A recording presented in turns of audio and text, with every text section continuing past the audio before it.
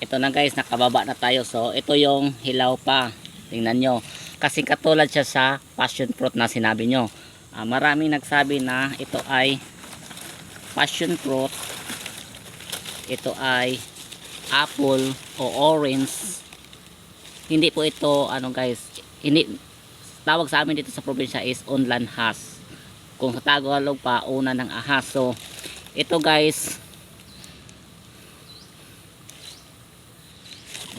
buksan na natin to.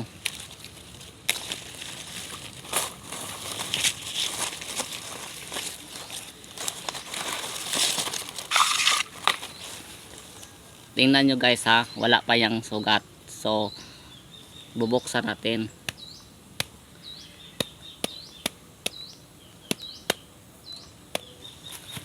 Tingnan nyo maigi guys ha, kung edited ba to. Ayan, tingnan nyo. O, diba?